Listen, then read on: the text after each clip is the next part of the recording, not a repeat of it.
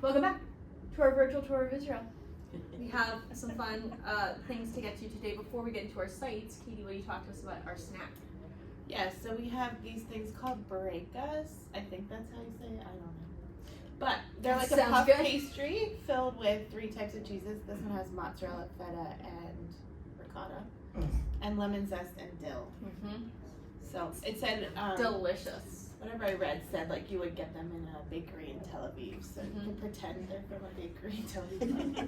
They came out of my oven like 30 minutes ago. So they're warm. They're warm, so you should stop what you're doing, go over and grab them now. Like I judge you more for not getting them than if you get up and get them. So I'm not looking.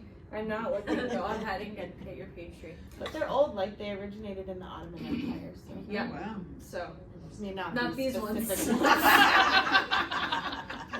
Thank you for that clarification.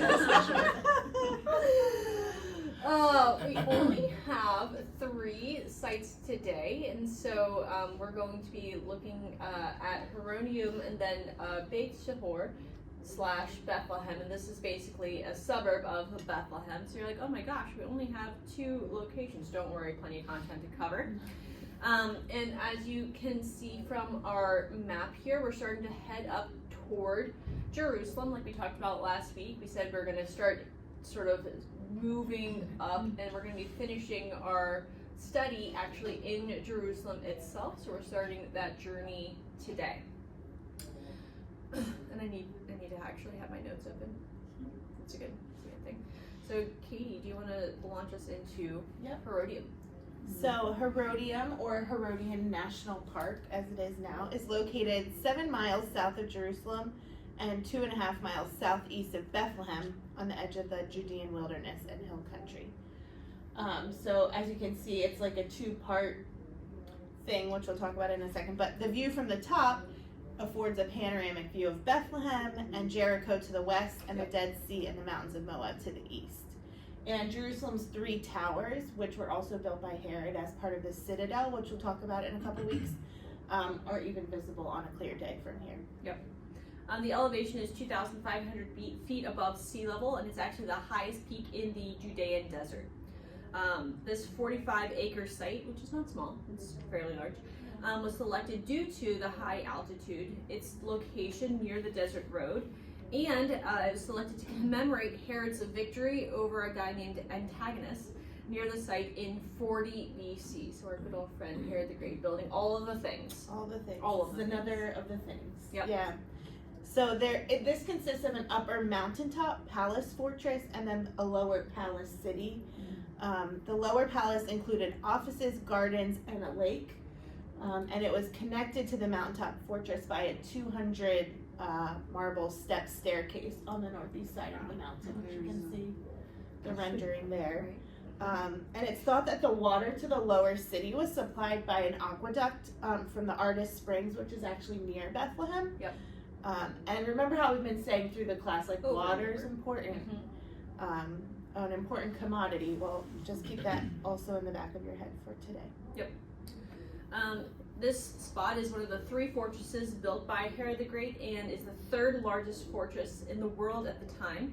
The other 2 are places that we've already visited. So if you think about, okay, what has Herod built that was large? Masada is one of the other ones, and then Caesarea Philippi. Many believe that it's the most outstanding of Herod's architectural feats.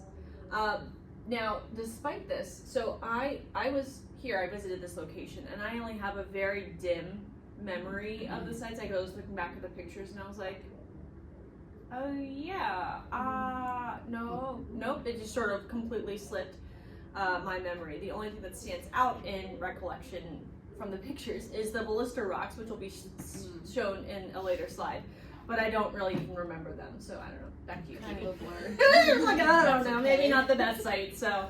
You didn't get a lot of sleep the night before. So. Probably. So it was constructed by Herod between 24 and 15 BC. And as we know, Herod was kind of preoccupied with security, and so he built a monstrous circular protective wall that was 15 feet thick, with 4 watchtowers.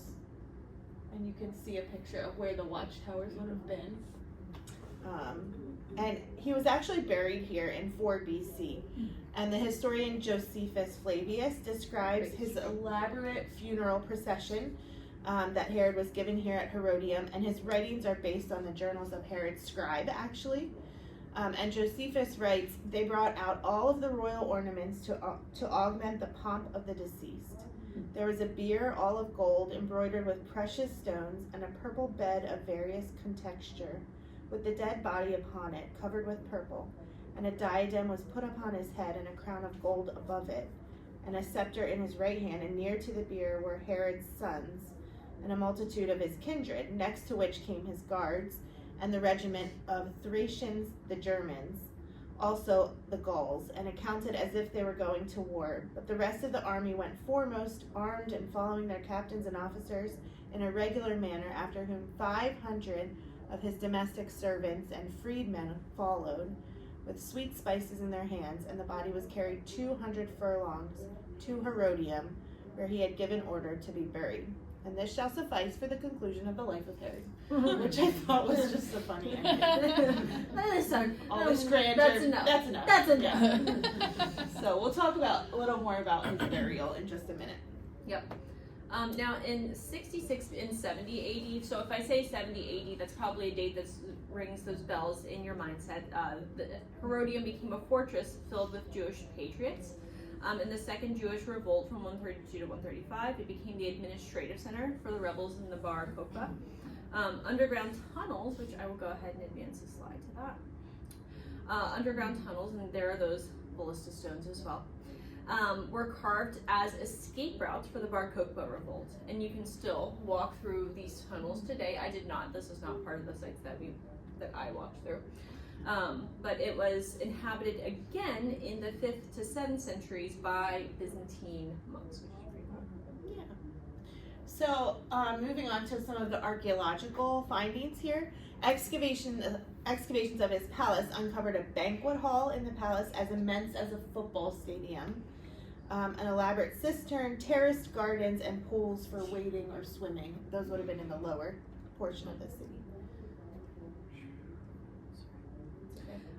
It also identified a synagogue, the mikvah, which you can see, and you're like, oh, it's a little hole. Remember, the mikvah is the ritual cleansing pool, so you're like, oh, it's a little hole. Yeah, it's a hole in the ground. And then the Roman baths as well. The domed roof of the Roman bath is actually another of the oldest surviving domes in the world. Cool. And like I mentioned a couple minutes ago, the historical evidence said that Herod was buried here, but his tomb had never been identified. But then in 2007, which is pretty recent, archaeologist Ehud Netzer and his team found the remains of what they believe to be the burial chamber and found a smashed sarcophagus there. And these have been reconstructed and now are on display at the Israel Museum in Jerusalem.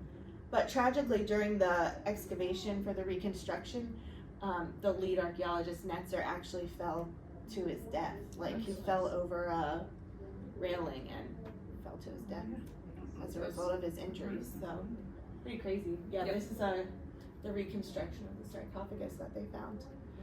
And then plaster walls still remain, which were made to copy the distinctive Herodian ashlars with the embossed edges that you'll see in the reconstruction of the Temple Mount when we get to Jerusalem. Mm-hmm. These were also rebuilt by Herod, which we'll talk about, like I said.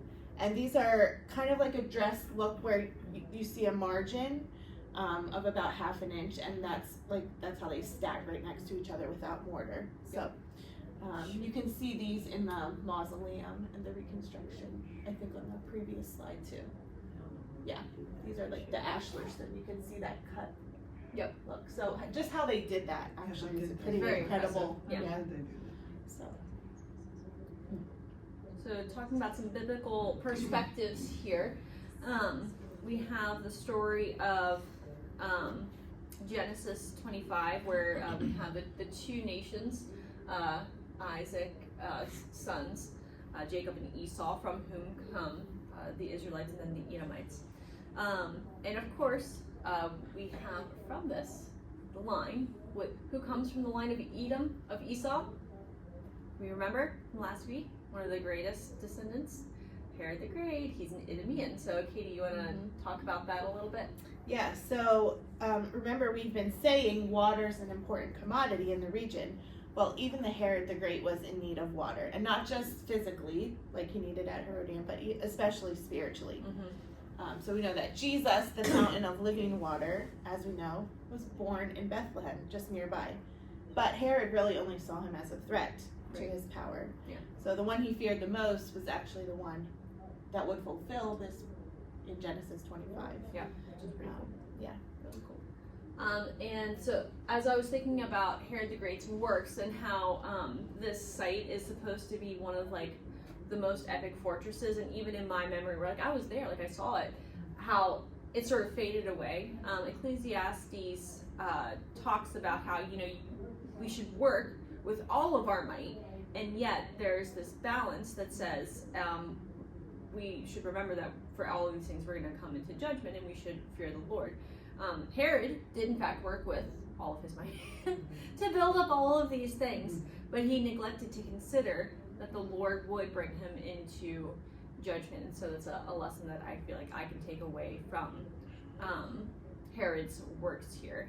What will be my legacy? Will I just be working with my might for things that will pass away, or will I also live to consider that the Lord, who is both judge and my Lord, my King, will one day judge me for my works. So with that, let's slide into Katie. Yeah, so we're going to go to Beit Sahor, translated as the village or city of the shepherds and the shepherds' fields. So this is the traditional place of the angels' visit to the town of Beit Sahor, originally known as Village of the Shepherds. It's now an eastern suburb of Bethlehem. Yep. Caves where shepherds kept watch over their flock still abound in the area east of Bethlehem. Bless you. Look, you only get one blessing, all right? The Gospel of Luke tells us that it was here that an angel announced the birth of Jesus. Yes, and at the end of the 4th century, Jerome, who translated the Hebrew and Greek Bible manuscripts into Latin at the Church of the Nativity, which we'll talk about, mentioned that the church in Jerusalem celebrated a feast day at the Church of the Shepherds in this area on Christmas Eve. And in 384, the pilgrim that we talked about a couple times, Agaria, was shown the church called At the Shepherds in a valley near Bethlehem. And she reported a big garden is there now, protected by a neat wall all around. And there's a very splendid cave with an altar, which is fun because, again, you're seeing this pattern of traditional sites being built up through the generations. Yeah, and then even further along in the 7th century, Bishop Arculf spoke of a burial place of 3 shepherds in the Church of the Shepherds Field. And then in the 12th century, Peter the Deacon, a Benedictine monk, quoted an anonymous pilgrim saying, "Not far from there, there's a church called Of the Shepherds, where a large garden is fully enclosed by a wall, and there is a very luminous grotto which has an altar, where an angel, appearing to the shepherds in a vigil, announced the birth of Christ." And so what we're seeing from all these different testimonies is that there's the shepherd's field, but there's a whole bunch of potential areas where the angels appeared, and so the archaeologists have identified more than one possible site, and so there's a whole bunch of churches. So we're going to talk about a couple of them. We're going to start off with the Chapel of the Angels. Katie. Yeah, so on the north ridge of Beit Sahor, about 400 meters north of the Orthodox site, there's a Catholic site located in an area called Sayar el Ghanam, which translates into place for keeping sheep. And here, a tent-shaped Chapel of the Angels, decorated with a bronze angel, was designed by an Italian architect, Antonio Barluzzi, in 1953. So not original to the shepherds. The tent shape represents the life of the shepherds, while the interior is decorated with murals depicting the nativity and the angel's announcement. And it adjoins the remains of a 4th century church and a later agricultural monastery. Yeah, and you can't see it with the lighting here, but if you look at the PowerPoint later, you can see the big bronze angel hovering over the entrance there. This church was destroyed by the time the Crusaders arrived, but pilgrims continue to visit and commemorate this site.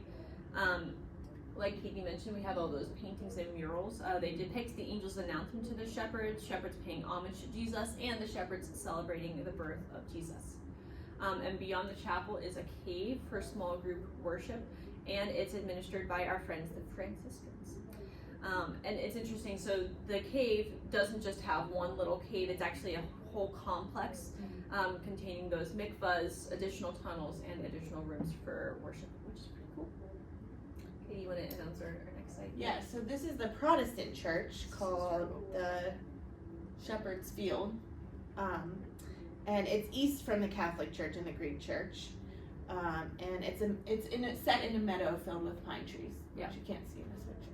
And sort of, I don't know if it's ironic or not. Maybe it just makes all too much sense. But you know, the other sites all have these beautiful buildings, and this is the Protestant site, and we have a YMCA. So, and I'm like, this somehow fits so well, and it also makes me a little bit sad. Like the one site the Protestants got, we were like, how about a YMCA? You know, why don't we make things a little bit for you guys? But it is filled with a whole bunch of pottery remains and things like that. So it is containing some cool stuff.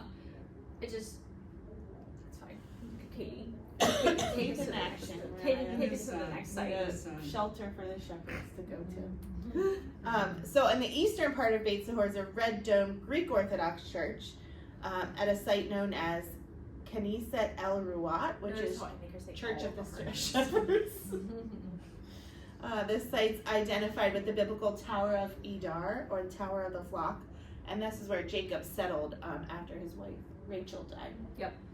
Eusebius, one of those church historians, says that the tower, about 1,000 paces, we got those ancient measures of distance there, from Bethlehem, marked the place where the shepherds received the angel's message.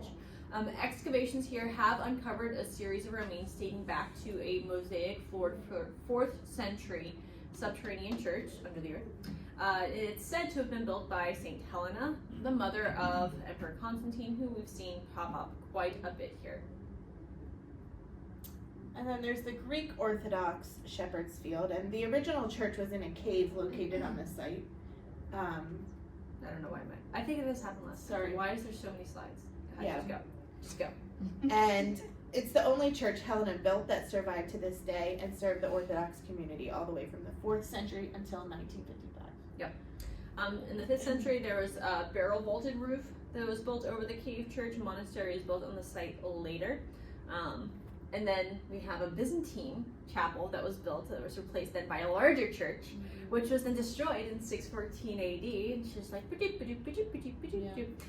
Byzantine church and monastery were rebuilt in the 7th century and survived until the 10th century. It's kind of like Lisa, how you were talking about before class, they bulldoze a church and build a new church. Yep. Yeah. Same thing. 40 sometimes this one city. Yeah. 40 crazy. sometimes. It's crazy. So in 1972, in order to build a new church above the cave church, excavations verified the remains of 3 different churches dating to the 5th, 6th, and 7th centuries. Yep. And today, a new large church has been built there. The 4th century cave church they've kind of restored, and then built the monastery on top of it. Yep. Now, ultimately, if you're looking at these sites and you're like, which site is the right site? Ultimately, so you're like, well, the angels appeared in the sky, like they didn't appear on the ground. So it's sort of like they could all be all like of them. they could all be right. Who knows? Maybe their shepherds were all spread out over, and they're all right. So because the angels were in the sky, they could have been anywhere.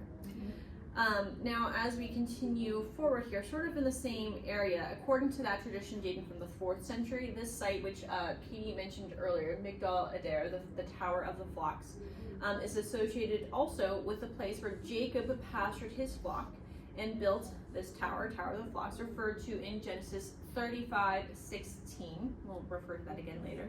And the remains of this tower are still visible today. So this is an older reconstruction. Yeah, and if this is the site where Jacob erected a tower in Rachel's memory, this would also be the biblical location of Rachel's tomb, and Jacob would have lived in this area for some time during his life. Yep. Now, other people believe that Rachel was buried at a nearby location that was closer to Bethlehem proper. And so this is our last sub-site in Beit Sahor before sliding into Bethlehem. The site is also known as Zelzah, which means arid shade. And so that's the site over to the left here. Yeah, and in Zelza, you can see there's a Muslim cemetery that surrounds the site. And along the road to Bethlehem, before they removed it, there was a rock overhanging that would provide shade. And near it, there are 5 stone monuments marking Rachel's tomb. And one's nearly gone on the other side of the road. Yep. You can't see this picture, but no. Historically, the Arabs call this place the graves of the children of Israel. And there's a reference in Jeremiah 31:15, which we'll read in a minute. And this is kind of in a ravine area, as you can see in that picture. And voices carry for miles in this ravine. Yeah. So by the Middle Ages, Rachel's tomb was a well-established place of pilgrimage. Pilgrims would have seen 11 stones laid by each of the 11 eldest sons of Jacob at Rachel's death, and a large stone laid by Jacob. And over the years, a dome was built over the tomb.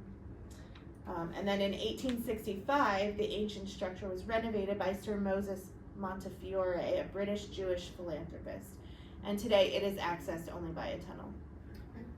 Now, this is the third most holy site in Judaism, which means that naturally there's also the Muslim cemetery. They were like, "Oh, you can't have that. We need to come over and take a spot as well." So that's another theme that we see in the Holy Land, is that any site that the Jews deem as important or the Christians deem as important, the Muslims are right there as well. We know that their philosophy is not just to sort of peacefully coexist, but to take over. And so, unfortunately, that's a theme. Yep. Biblical significance. Yeah, so Genesis 35:16-20 speaks of Rachel's death and her burial. I'm going to read it. Then they journeyed from Bethel. When they were still some distance from Bethlehem, Rachel went into labor, and she had hard labor. And when her labor was at its hardest, the midwife said to her, "Do not fear, for you have another son." And as her soul was departing, for she was dying, she called his name Ben-Oni, but his father called him Benjamin. So Rachel died, and she was buried on the way to Ephrath, that is Bethlehem. And Jacob set up a pillar over her tomb. It is the pillar of Rachel's tomb, which is there to this day, at the time of the writing. Israel journeyed on and pitched his tent beyond the Tower of Adair. So that's Genesis, Rachel's death and burial that we talked about. And then in 1 Samuel 10, when Saul's looking for donkeys, Samuel tells him he'll find them near Rachel's tomb at Zelza on the border of Benjamin. So it was an important marker. Yep. Now in Micah, we have this reference here. I'm only going to read verse 8, but I'm going to read from Micah 4, verse 8. "And you, tower of the flock, hill of the daughter of Zion, to you it shall come, the former dominion shall come, kingship for the daughter of Jerusalem." And one of the main roads in Israel at the time was often called the King's Highway, and it followed along the top of the mountains.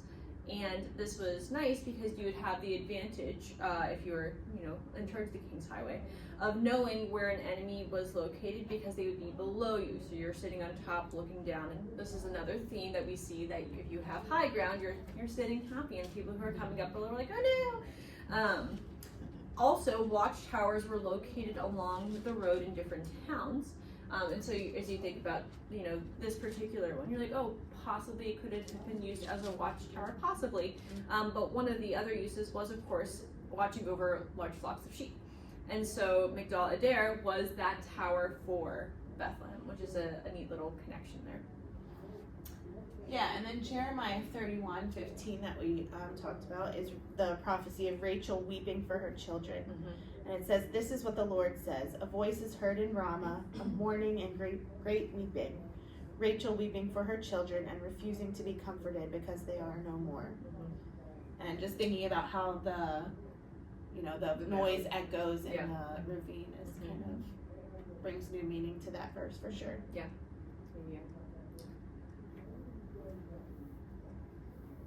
I'm sorry, did you read Matthew 2? No, I did not. Do you want to? I can. That's me. Apparently I'm colorblind. We have our notes color coded. I'm purple, so. Matthew 2:18, Matthew quotes Jeremiah. So this is just quoting back to Jeremiah 31. Yeah. to reveal Rachel weeping for actual children. So those in Bethlehem who were murdered by Herod the Great, Yeah. which ties back into our earlier list part of Herodium. And I honestly, I was like, because I temporarily zone out sometimes because she's, and I'm looking and I'm making sure, and I was like, I don't think I didn't. she did. You're Maybe good. she did. I scrolled too far.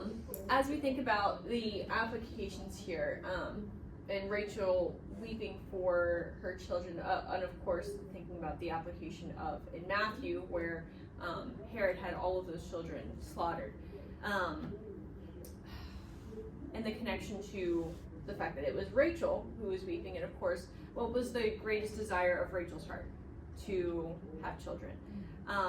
And she died giving birth to her second son. And of course we know that God worked through her and she became mother of nations, but I think it's interesting the desire for children can be because it's such a significant drive for women, and whenever people encounter infertility, it can be such a burden. And then whenever you lose children, how much that weighs on your heart. And Katie mentioned that this is a place where people will go and say, okay, well, if I go to this spot and pray, maybe God will hear me better. And of course, we know that that's not the case, that God doesn't hear us better if we're in one location over another. But I do think that there's something significant, again, about having places that have meaning and going to a place to help your heart get into the right posture, into the right position. Because, sometimes you go to church and you sit, or if you ever kneel down in a certain way to help orient yourself toward God. So I think that as we reflect on this site and all of the heartbreak that's bound up in it, that maybe we can, again, not get caught up in the superstition of, well, if I go here and I do this, then God will. But to think about, okay, well, what posture am I approaching the Lord with as we bring our sorrows to Him? I think there's also, something about like just your memory associated with where you were when you were praying. Yeah. And then looking back later and seeing God's faithfulness. Yeah, through absolutely. praying through that time. So the angel's good news was not given to the noble or pious, but to workers with low reputation, to shepherds. And Jewish literature ranked shepherd as among the most despised occupations of the time, with which many of us know. But Jesus identified himself with this occupation. Yeah. And we see his humbleness in calling himself the good shepherd. Yeah. And because Christ came to save all people and show his humility, the angels appeared to shepherds as a sign that the good news was available to all. So this is a theme that we talked about in Mark. We just finished our study in Mark. And it's a good reminder for us, like, do we believe that salvation's actually for everyone? Right. And also, are we being obedient to the shepherds? Yeah. And I think of Mark and saying, immediately. Are we responding immediately? And as you say, immediately, the shepherds didn't just go. They went right away, and they were like, woo, let's go, this is the coolest thing. And they were going, and they once they saw Jesus, they were telling everybody with that great joy and fervor. And again, as we think about this, are we in our lives going around like the shepherds, sharing the news of Jesus with joy and excitement? Or are we sort of like apologetic, like, hey, I have the best news in the world, but I don't know if you really want to hear it, but only if you have time and only if you're in a good mood. And we hedge so much around what is truly the best news in the world. And so perhaps we would do well to model ourselves after the shepherds. Our last site for today is Bethlehem, or Beit Lehem. Right. So Bethlehem is literally house of bread. So pastry's a type of bread. I know. Last time I was reading I was reviewing our lesson, and it's like, we have bread, challah bread on this day. Pastry's bread. Kind of a bread. It's bread. It counts. Okay. I think it counts. Katie, take us away. I don't think we have time to watch the bonus video. That's okay. We'll send it out. We'll send it out. Send it out. We have time at the end. We'll show it. So Bethlehem's located 6.5 miles south of Jerusalem, and just east of the central mountain ridge overlooking the Judean desert. It actually sits 2,350 feet above sea level, which I never pictured. No, I always picture it low. really low. Yeah. So that's kind of a surprise to me. And like Mariah said, the road to Bethlehem is part of the ancient ridge route, the King's Highway, which Abraham and the patriarchs would have also traveled thousands of years ago, which I think is really cool. I think when I think about like Old Testament stories and New Testament stories, sometimes like they happen. Like they happen in different places in my mind when actually they're at the same place and all around the same area. Yeah. The size of New Jersey. You know? Right. So Right. Yes. just kind of cool to think about both. Anyway, I agree. so wheat fields fill the valleys around Bethlehem. One's owned by the Greek Orthodox Church and the other by the Roman Catholic Church, and another is privately owned. Yep. Maybe by a Protestant. Who knows? It's probably filled with YMCA's if it is. Today, Bethlehem is a Palestinian city under self-rule, and again, just a reminder, this is located in the West Bank. So whenever we visited, this is another site where security was intense, and we, once again, got lectured to make sure that we dumb college students didn't do dumb stuff. We also had the opportunity to visit Bethlehem University, which is actually the pinpoint that we used on our map to sort of track things along.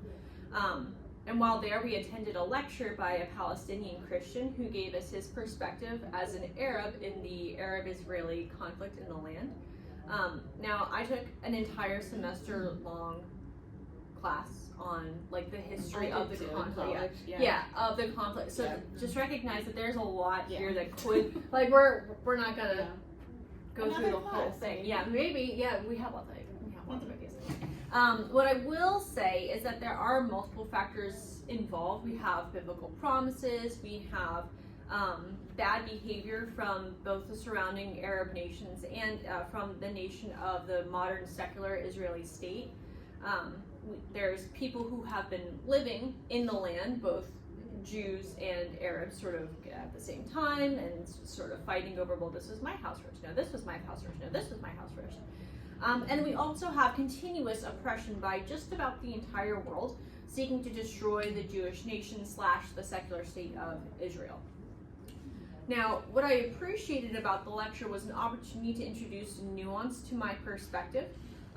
So my perspective, coming from a traditional conservative Christian household, has pretty much been Israel good, they own the land, everything that Israel, like, and it was basically just that. Now, and the Palestinians were bad. Even today, though, I can see the situation with some nuance. There are probably a lot of people, for example, in Gaza, who dislike being under terrorist rule, and are rejoicing that Hamas has essentially been dismantled. And I can mourn that innocents were killed in the war. However, I cannot wholly dismiss, and again, mostly don't dismiss, my favor for Israel, both as the spiritual nation whom God has singled out all the way back to the time of Abraham, as well as the only sort of sane democratic ally of the United States. So it's like, again, there's nuance to this, but not too much nuance. You had to keep your lines of truth clear as well. So that's a little bit of context on sort of what's going on in the region. Let's zero in on the site itself to Bethlehem. The main attraction at this site is the Church of the Nativity. Katie? Yeah, so the current church was built by the Greek Orthodox Church in the 6th century, and it's in something called Bethlehem's Manger Square. As you know, like now, Bethlehem's huge. The Franciscan Church of St. Catherine's on one side of the building and the Armenian Monastery on the other side. And we'll see this in churches in Jerusalem. It's owned by a few different, which I don't know how it actually works. I don't It's kind know. of interesting to me, but. The inscribed property is situated 6 miles south of Jerusalem on the site identified by Christian tradition as the birthplace of Jesus. And then as early as 155 AD, Justin Martyr wrote about the Grotto of the Nativity as being the place where Jesus was born. Yep. So the chances that this is a site is high. It's not a guarantee, but there's a good chance there. Our good friends, Emperor Constantine and his mother, St. Helena, commissioned a church going back all the way to 339 BC. So we see, again, the roots, 80. Yes. I don't know what I said. 80. 80. AD, not BC. Not before Christ. No. After he was born. And so we see that, again, that tradition dating pretty far back. A lot of these sites started to have those churches built early. Yep, there was a fire in the 6th century, and so the edifice that replaced it after that retained some of the elaborate floor mosaics from the original building. And this site also includes Latin, Greek, Orthodox, Franciscan, and Armenian convents and churches, as well as bell towers, terrace gardens, and a route for pilgrims. Now, I don't really remember this. Again, the things that I just deleted from my memory is sad, but whenever you enter this site, you actually have to literally stoop down. The only doorway in the fortress-like front wall is just under 4 feet high. The 3 portals of the basilica were blocked up originally to prevent people from entering the church on horseback. Which means that you know that this had to happen, right? It's like the rules that you set for your children, like you can't do X, Y, and Z because they've done X, Y, and Z, and you're like, okay, we need to make this a rule now. So they needed to block up the doorways to stop people from entering on churchback. And then the previous entrance to the Church of the Nativity in Bethlehem was lowered around the year 1500 to stop looters from driving their carts in. I know, right? They're like, people, get yourselves together. Yeah. Now, Like, of course, imagine how much stuff they had. They had people know. looting carts full of stuff. looting the church. Crazy. Now, for Christians who are visiting the site on pilgrimage, they're like, hey, well, you know what? This seems appropriate. That we bow ourselves down before entering the place where God humbled himself to become a man. Today, the basilica is the oldest complete church in the Christian world. And it was built by the Emperor Justinian in the 6th century and replaced the original church of Constantine the Great, built over the cave venerated as Christ's birthplace and dedicated in 339 AD, where I said not BC. 80. Before Constantine, who was the first Christian emperor, sort of took over, the Romans under Emperor Hadrian had tried to wipe out memory of the cave by planting a grove of trees to honor the pagan god of Adonis, the lover of Venus, and established his cult in the cave. Hilariously, though, the grove did exactly the opposite. It was like, here's the spot, and then it just continued to be in the memory of Jesus. Woohoo! Yeah. Then beginning in about 382 AD, St. Jerome, who we mentioned earlier, he was an early church theologian, historian, scholar, and priest. He lived in the caves under the church for the last 34 years of his life as he translated the Bible into the Latin Vulgate, which we know is the authoritative Catholic version of the Bible that was used until the 20th century. Now, in 614, the Persians invaded the area and they did destroy many churches. Interestingly, they spared the Church of the Nativity whenever they saw a mosaic of the interior wall depicting the 3 wise men in Persian dress. So they were like, oh, that looks like our guys. We're going to leave it, I guess. I don't know. And then in 1482, so quite a few years later, King Edward IV sent English oak and tons of lead to renew the roof. And then in the 17th century, the Turks came in and looted the lead to melt into bullets. And the roof rotted, and most of the mosaics that are on the wall, which we'll show you in a minute, were ruined, sadly. And then fast forwarding, UNESCO put the basilica on its list of World Heritage Sites in 2012. It was deemed to be endangered because of the damage due to water leaks. And so they started a $15 million restoration of the church's roof, walls, and mosaics in 2013, and it's still ongoing. They're still working on the grotto to this day. And that sounds like a lot of money until you look at like the grand scheme of like what it takes to build things and stuff. I mean, it took us $1 million to build the gym, right? And it's just a little YMCA gym, right? And so if you think about the beauty of the building. Today's Church of the Nativity is dark and cool. I remember it being, a lot of these churches are very sort of dark and mysterious. The interior walls are bare, there are no pews. Wall mosaics from the 12th century depicting saints, angels, and church councils were restored with the UNESCO rebuilding. The original mosaics were completed, they believe, in 1169 and were restored during the period of restoration from March 2015 until June 2016. And some research said that this might duplicate some of the angels in Venice in the Pala d'Oro in St. Mark's. And I actually saw that church, but I think angels all look the same. So You're like, I don't maybe. know, maybe. Yeah. Who knows? So the restorers discovered a 6.5 high mosaic of an angel that had been lost for quite a long time. Trapdoors in the floor allow glimpses of the mosaic floor below. So you would walk around and literally there were like actually trapdoors that they would close sometimes whenever they were like, oh, you tourists are being too stupid. We don't want you to see. And so whenever they had them open, you'd have to walk around the holes in the floor because you could see below to the layer which was dating back to the period of Constantine, which is pretty cool. The limestone pillars, which we showed previously, were quarried locally, they believe. A lot of the paintings and mosaics are depicting Crusader era paintings of saints. And steps to the right of the place that had icons, which, you know, and the Catholics left their icons, lead down to the grotto of the Nativity. And as usual for many of these sites, multiple Christian sects sort of politely fight over the site. They're like, no, I want this. No, this is mine. This is mine. But most of the ornamentation and stuff points toward Greek Orthodox presence as a place of worship. So Yes. Whenever I actually remember this site, and it's one of the sites where as I was walking through, I was like, this is creepy. Like, it's like the dark, you smell the incense, the people who are there are sort of like, they're sort of going over the line from veneration to idol worship. You're like, this is so weird and sort of awkward and scary. However, so do you guys remember Ryan Valentine? Yes. Right, yes, you're like, how could we forget Ryan Valentine?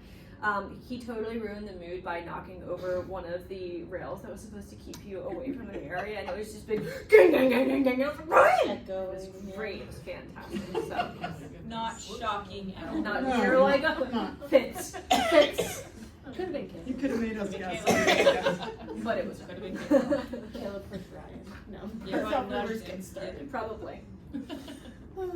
So the Armenian Orthodox own the northern transept. This is interesting to me. Like, different churches own different parts of the one church. Yeah. This is the part that crosses the main body. So the transept is this way, the nave is this way. And then situated between the nave and the choir, it forms the arms of a cross, which is typical of most Catholic churches. And the Catholics have the site of the manger and the adjoining altar next to the Nativity Grotto itself. Nativity Grotto. Now the Gospels don't say that Jesus was born in a cave, but there are written references to the Nativity Cave as far back as AD 160. So you can think about how it says that, Jesus was born in the inn, and they were in the extra place where the animals were.